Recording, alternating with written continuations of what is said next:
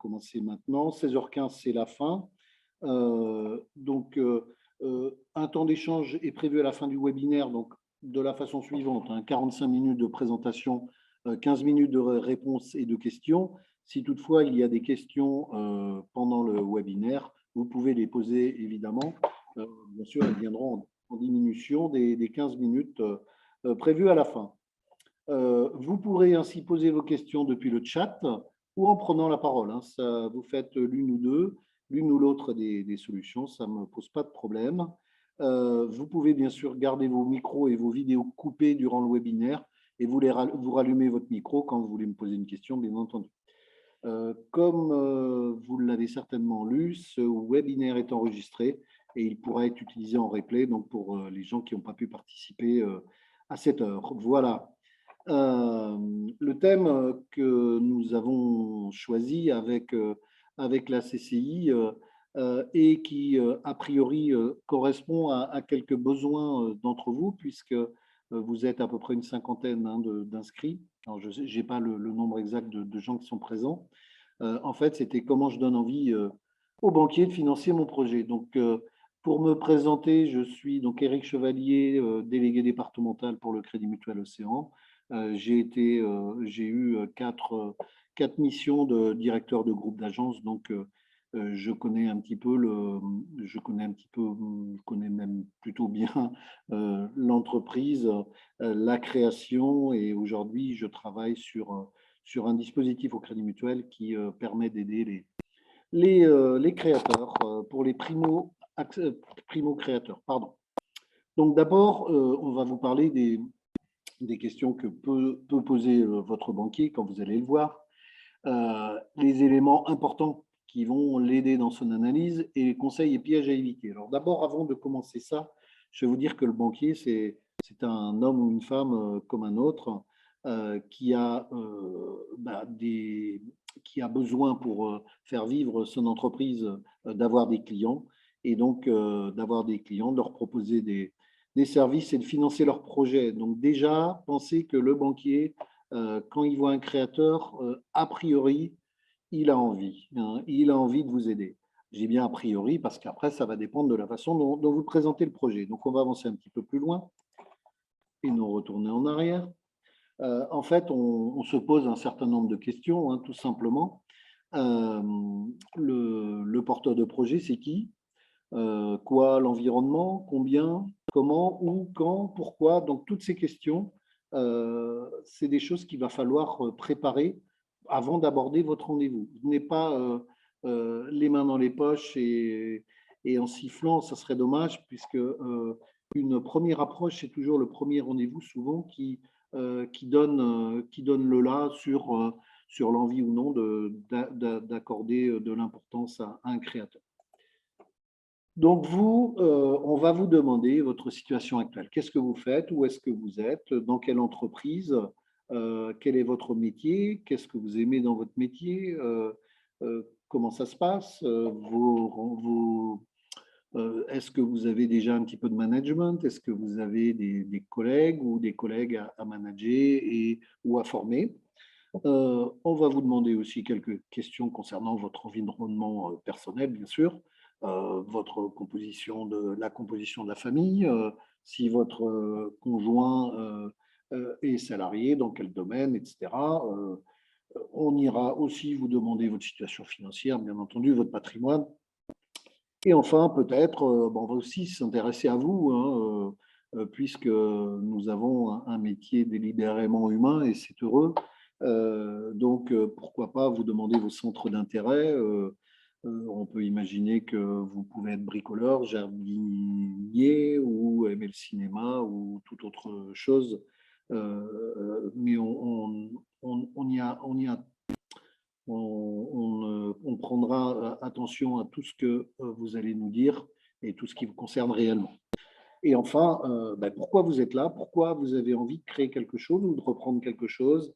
Et quels sont vos objectifs de vie, vos objectifs à court, à moyen terme, à long terme par rapport à cette entreprise?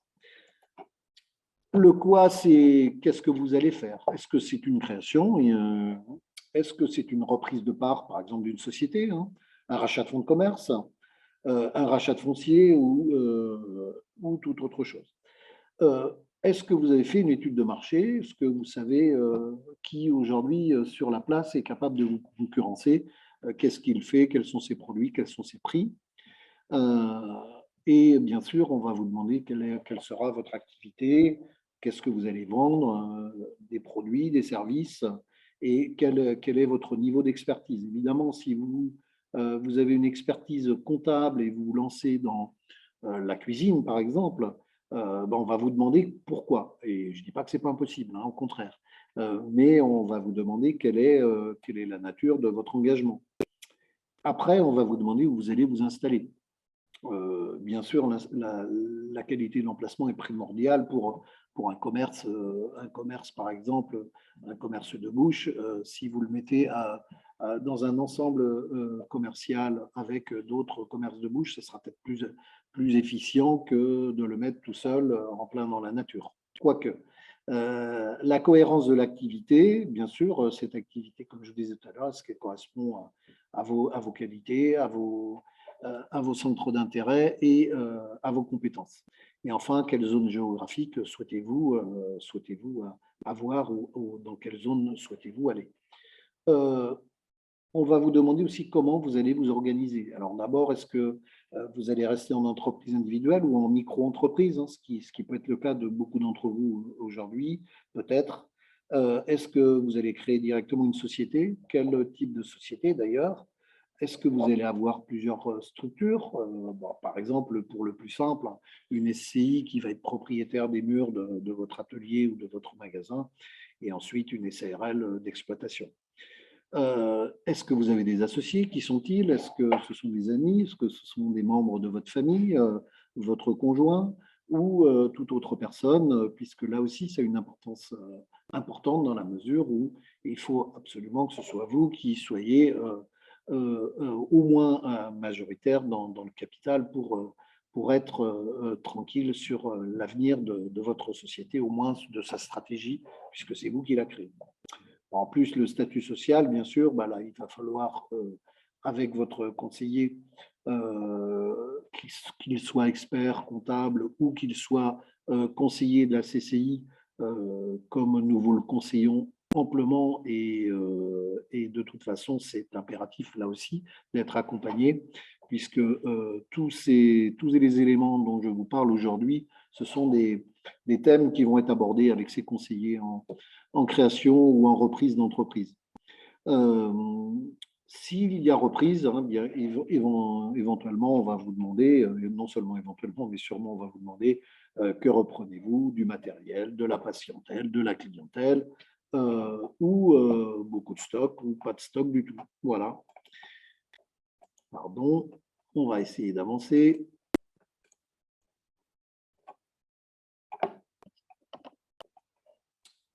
Le comment, c'est tout simplement regarder comment va s'organiser votre activité. Vos produits, quels sont-ils, vos spécificités, votre positionnement. Est-ce que je suis dans du discount, au contraire dans du très qualitatif, parce que je vends en circuit court, par exemple. Est-ce que je vais faire de la vente à distance? Vous avez aujourd'hui ma ville, mon shopping, pardon, qui a été porté par les chambres consulaires en Deux-Sèvres, qui peut vous aider. Là aussi, on va vous demander la concurrence, les tendances du marché, etc. Les aspects réglementaires, est-ce que vous les avez vus, les normes? Si vous faites un restaurant, bien sûr, bah, il va falloir que les gens des services adéquats passent pour regarder si vous êtes aux normes et si vous n'avez pas des travaux réalisés avant d'ouvrir. Recrutement, est-ce que vous allez avoir besoin de salariés immédiatement ou de gens en alternance, ou éventuellement envisagez-vous de recruter des apprentis, auquel cas, je vous conseille là aussi de voir avec vos chambres consulaires pour vous aider dans le montage des dossiers. Après, il y aura quelque chose de très important, c'est la constitution de votre chiffre d'affaires prévisionnel. Là, donc, le chiffre d'affaires, c'est quelque chose que vous devez avoir en tête. C'est à vous de le faire, c'est à vous de l'estimer. Alors, bien sûr, les gens, qu'ils soient experts comptables experts de la CCI, de la CEMA, de la Chambre d'agriculture vont vous aider. Mais s'il vous plaît, ne faites pas tout faire à quelqu'un qui est externe à votre projet. C'est bien de se faire conseiller, mais il ne faut pas qu'on fasse à votre place. Il faut que vous maîtrisiez un petit peu le chiffre d'affaires. Pourquoi j'ai prévu de faire tant de chiffre d'affaires et comment je vais le faire? Est-ce que mon chiffre d'affaires va être saisonnier? Est-ce qu'au contraire, c'est quelque chose de très régulier? Est-ce que c'est lié à la saisonnalité? Enfin bref, plein de questions à se poser par rapport à la constitution de ce chiffre.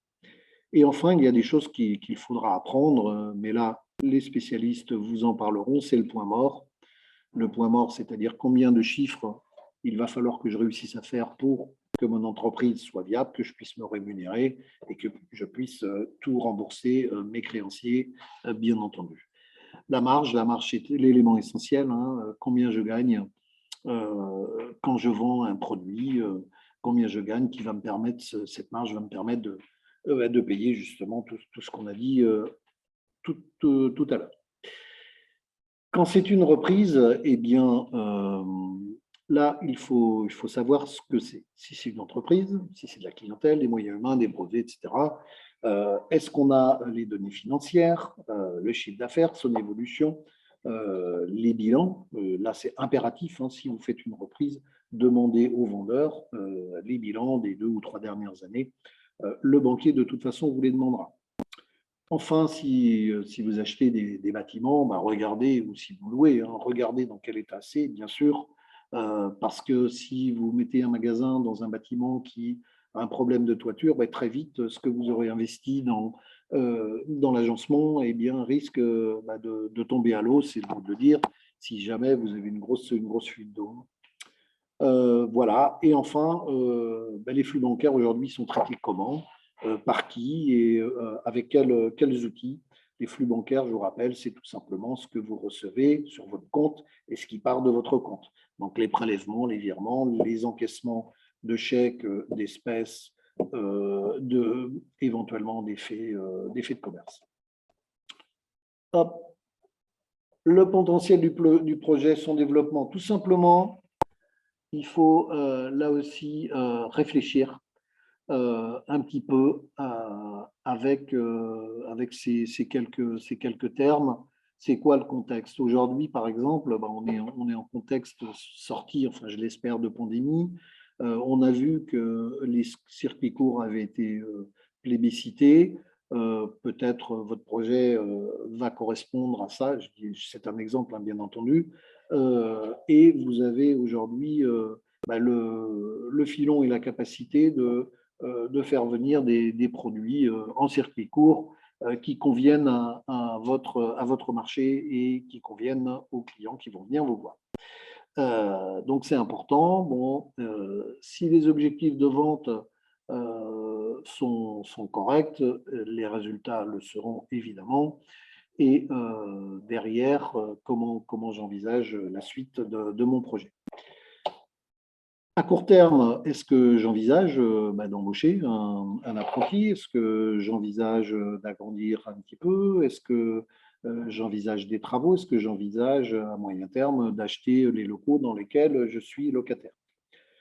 Bien sûr, ces événements vont avoir un impact sur les chiffres d'affaires, par contre, d'abord, dans la mesure où si vous agrandissez par exemple un magasin pour avoir une surface de vente plus importante, on espère que ça aura une incidence positive. Est-ce que par contre, ça va engendrer une baisse ou une hausse de rentabilité? Tout ça, ça se chiffre, ça s'évalue, il faut y penser. Alors bien sûr, si vous créez une micro-entreprise, ce que je vous dis aujourd'hui, ce sont des grands axes. Ces choses-là, vous les verrez, vous allez me dire, vous allez certainement penser que ce n'est pas fait pour vous, peut-être, mais malgré tout, pensez bien à l'avenir. Demain, ce sera comment? C'est important. Les moyens humains, je vous en ai parlé, le recrutement. Les moyens financiers, c'est justement, c'est qu'est-ce que je vais mettre de mes deniers propres, qu'est-ce que je vais mettre comme apport personnel dans mon projet, qu'est-ce que je vais demander à mon banquier. Voilà, donc les besoins de financement, eh bien, ils vont tout simplement être déterminés par rapport à vos prévisionnels d'activité, votre besoin en fonds de roulement, donc on y reviendra peut-être tout à l'heure, ce que c'est, et votre plan de trésorerie. Parce qu'en fait, si vous achetez, je vais vous donner un exemple tout simple, si vous achetez un magasin 100 000 euros, il y a le stock 30 000, vous avez donc financé 130 000, et en fait, dans ce magasin, vous avez 50% des achats qui sont faits par des entreprises qui vont vous payer à 30 mois. Eh bien entendu, le temps, ces 30 mois, dès le premier mois d'activité, eh bien, vous n'aurez pas l'encaissement de 50% de votre chiffre mensuel immédiatement. Donc, il va falloir prévoir ce besoin pour que votre trésorerie ne pose pas de problème. Alors, la trésorerie, quand on dit « j'ai pas de trésorerie », c'est toujours lié à un problème de financement, soit d'un besoin en fonds de roulement, soit d'une absence ou d'une insuffisance de financement au départ de l'activité. Hop, je vais tout drôle. Je vais trop vite, pardon. Comment se réalise le chiffre d'affaires? Est-ce que vous vendez des produits? Est-ce que vous vendez des heures de l'activité, des heures de travail? Est-ce que vous faites les deux? Vous vendez et de la main-d'œuvre et des matériaux? Donc voilà, pour quel pourcentage? Comment pensez-vous que votre chiffre d'affaires va évoluer? Est-ce que c'est cohérent, ambitieux, prudent? Donc là, soyez cohérent, voire prudent.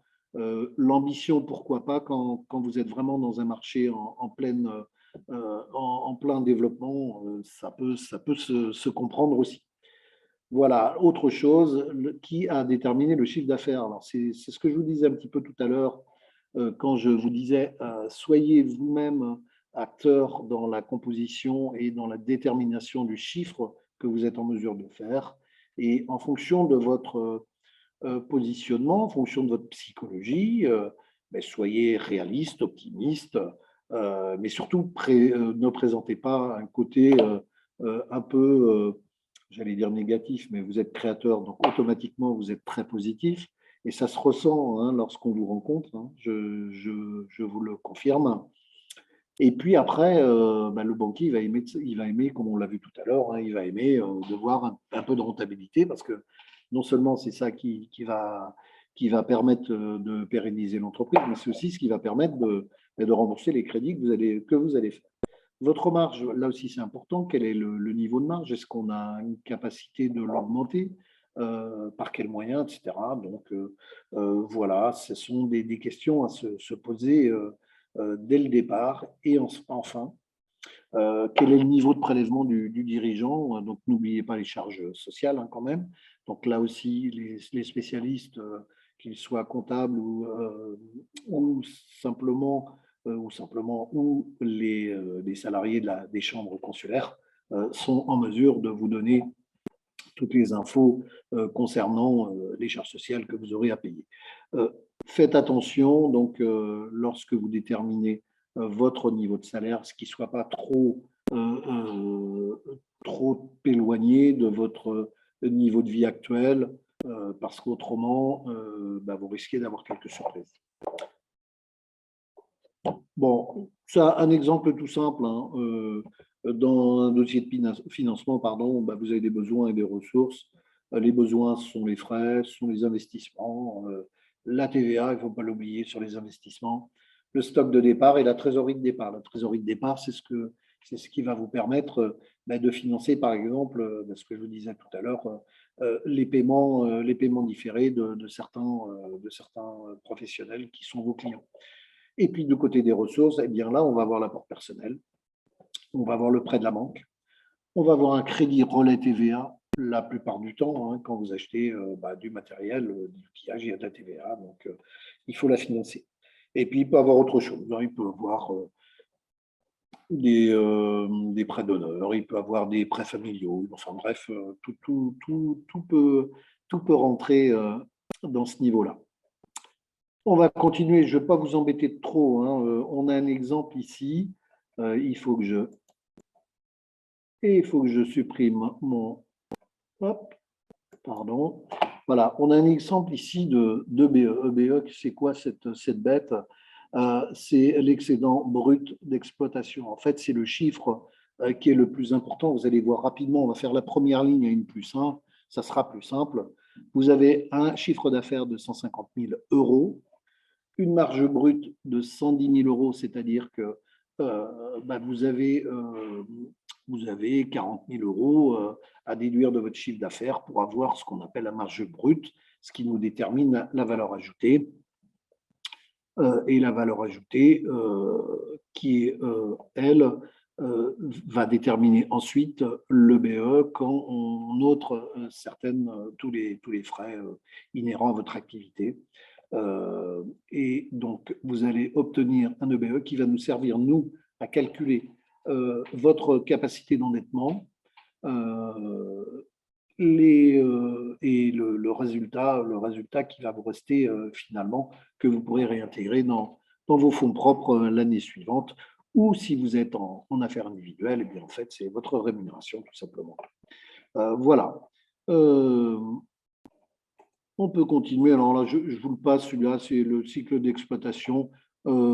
C'est la trésorerie, donc c'est par contre un tableau que vous pouvez demander à votre conseiller de chambre ou à votre expert comptable, c'est très important. C'est un tableau qui va vous dire voilà, où j'en suis dans ma trésorerie à la fin du mois. Donc, vous voyez dans l'exemple ici, le solde de fin, on sait que les mois 4 et 5, eh bien, on sera pas bien. Donc, autant l'anticiper pour dire à son banquier, attendez, voilà, je vous ai apporté un prévisionnel de trésorerie et au mois d'avril et au mois de mai, j'aurai besoin de 14 000 euros de trésorerie supplémentaire pour passer ce cap parce que j'ai des achats qu'il faut absolument que je fasse au mois d'avril puisque c'est ma collection d'été que je rentre dans mon magasin. Voilà, c'est un exemple. Quels sont les types de financement qu'on va vous proposer? Là, je vais essayer d'aller assez vite aussi. Ça va être des financements long terme. Il va falloir adapter la durée du crédit à l'objet, bien entendu, puisque un financement de bâtiment, on va vous le financer sur 10-15 ans. Un fonds de commerce, on essaiera de vous le financer sur 7 ans. Un véhicule, on vous le financera sur 5 ans. Enfin, tout ça, ce sont des exemples.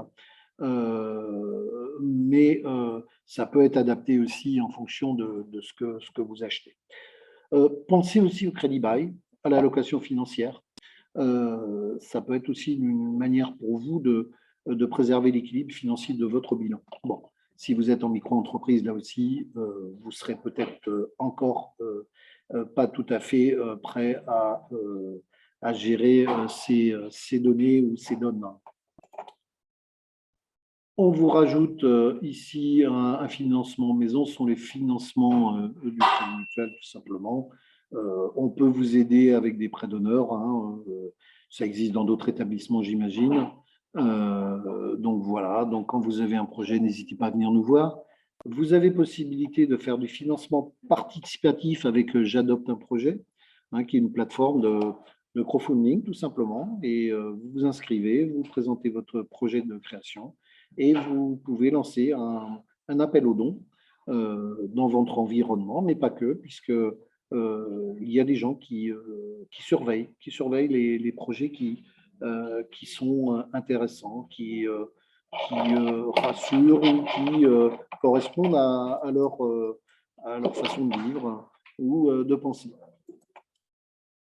Les conseils et pièges à éviter. Alors ça, c'est important. Alors comme je vous ai dit tout à l'heure, quand vous venez dans notre bureau, vous inquiétez pas, le banquier, la banquière sont des gens comme vous et moi.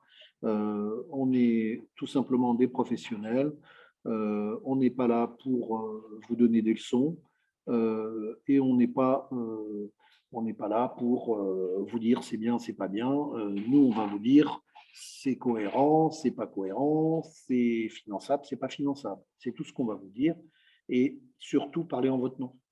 C'est pas parce que vous avez un très bon conseil d'un comptable ou d'un conseiller de chambre consulaire qu'il faut parler au nom du conseiller ou au nom du comptable. Non, c'est vous qui portez le projet. Donc, parlez en votre nom. C'est important. Montrer que vous avez envie, que vous êtes motivé.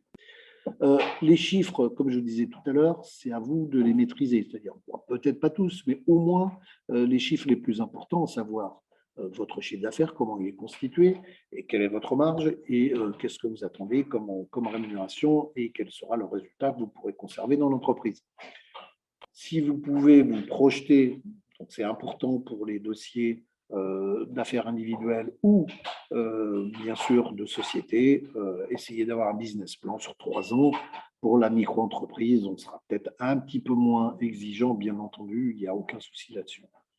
Et puis surtout, suivez très régulièrement votre activité, votre trésorerie avec des tableaux de bord, comme celui que je vous ai montré tout à l'heure assez rapidement. Mais voilà, si vous faites ça, vous serez déjà comment dire, en accord avec votre banquier et vous éviterez d'arriver devant lui en lui disant ben, j'ai un problème de trésorerie parce que votre compte est déjà à découvert, ce qui n'est pas très agréable et pour vous bien sûr, mais pour nous non plus. On préfère anticiper et quand on anticipe, on trouve toujours des solutions. Comme je vous disais, c'est exactement ce que je vous disais, donc associez votre banquier suffisamment tôt à vos projets, c'est important. C'est un partenaire au même titre que les conseillers de la CCI, de la CMA, de la Chambre d'agriculture. Présentez tout, ne présentez pas qu'une petite partie. Hein.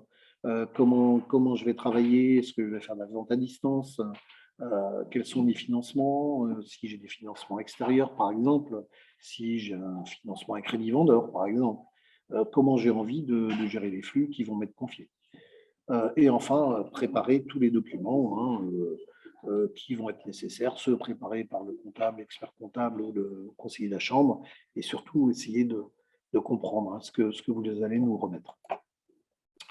Et au quotidien, le banquier et son client, je dirais que c'est vrai dans tous les domaines. Hein.